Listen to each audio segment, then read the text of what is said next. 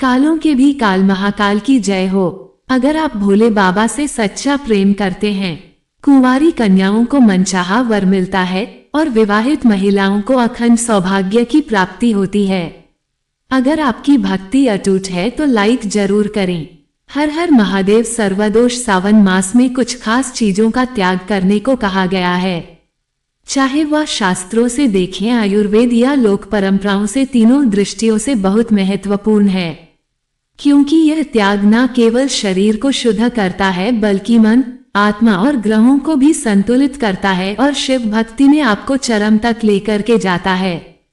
तो सावन में किन चीजों का त्याग करना है, कौन से भोजन का त्याग करना चाहिए? नमक ना खाएं, विशेषकर सोमवार को, क्योंकि यह आपके मन को चंचल और इंद्रियों को उत्तेजित करता है। दोस्तों, सेंधा नमक आप प्रयोग कर सकते हैं, ये चलेगा। दूसरी चीज जो आपको त्याग करना है वह है हरी मूंग या छिलका वाली मूंग। ये छोड़ के आपको दूसरी जितनी दालें हैं जैसे मसूर, चना, तो ये सभी भारी दालें पाचन को बिगाड़ती है, तो इनसे दूरी रखें। सिर्फ हरी मूंग या छिलके वाली मूंग का आप सेवन करें। मांस हो, मदिरा हो, नॉनवेज हो, अंडा हो, तामसिक भोजन ये तो बिल्कुल भी नहीं छूना चाहिए। नहीं तो अगर आपको किसी भी प्रकार के ग्रह दोष है, कालसर्प दोष है, विशेषकर मंगल, राहु, शनि, इनसे रिलेटेड कोई दोष है तो ये आपकी दुविधा को बढ़ा देंगे, आपके जीवन में बाधाओं को लेकर के आएंगे। सावन मास में आपको विशेष रूप से दही और छाछ नहीं खाना चाहिए। ये कफ, शैक्षिकी रोग ये बढ़ाते हैं। हाँ, आप थोड़ा सा बिल्कुल ताजा बना हुआ मट्ठा, बिल्कुल पतला पतला, आप फ्रेश वाटर के साथ ले सकते हैं। सब्जियों में विशेष ध्यान रखना है। पत्तियों वाली सब्जी, चिपचिपी सब्जी, ये तो आपको खाना ही नहीं है। 1. बैंगन, इसे अशुद्ध सब्जी माना गया है क्योंकि यह अक्सर कीड़े लगे रूप में मिलता है और इसे शास्त्रों में वर्जित कहा गया है। 2. कटहल, ये भारी, गरिष्ठ और रक्तवर्धक होता है। व्रत में शरीर को हल्का रखना जरूरी है ताकि ध्यान और जप में मन लगे।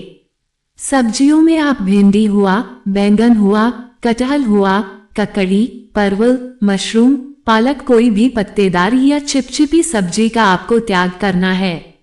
और सिर्फ यही नहीं, अगर आप इडली की शौकीन हैं तो सावधान हो जाए, क्योंकि खमीरी युक्त और बासी भोजन, खमीरी युक्ति जैसे कि इडली हुआ, ब्रेड हुआ, फर्मेंटेड फूड हुआ जिसको आप ढोकला आदि कहते हैं, ना हो तो आपको नहीं खाना चाहिए।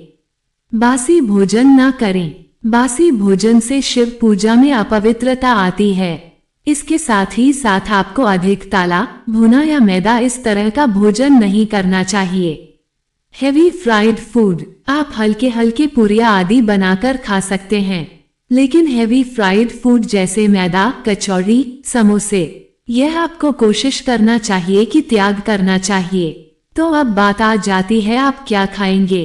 अगर आपको यही खाने की आदत है, आप यही खाने की शौकीन है, तो आप ध्यान से सुनिए आपको क्या खाना है। शिव साधना में चरम तक जाने के लिए आपको मूंग की खिचड़ी खानी चाहिए। घी खाए, थोड़ा फल खाए, कंदमूल खाए, साबूदाना खा सकते हैं। सिंघाड़ा हुआ, कुत्तू के आटा हुआ, समा के चावल हुआ, लौकी, तोरई, ऐसी सब्जियां खाए। ताजा दूध पीजिए। तुलसी, गंगाजल, शहद ये सेवन करें। सेंधा नमक खाएं। अदरक, काली मिर्च, कद्दू यह आप खा सकते हैं। और तुलसी युक्त जल यह आपको जरूर सेवन करना चाहिए। प्रत्येक दिन रात्रि में आप तुलसी डाल के एक लोटे में जल रख दीजिए और सुबह उसका तांबे के लोटे में से सेवन कीजिए। आप देखिए कैसा कमाल आपके जीवन में होता है। आपको नाशक, हर्बल, काढ़ा आदि बना करके 27 जुलाई के बाद तो सावधान रहे।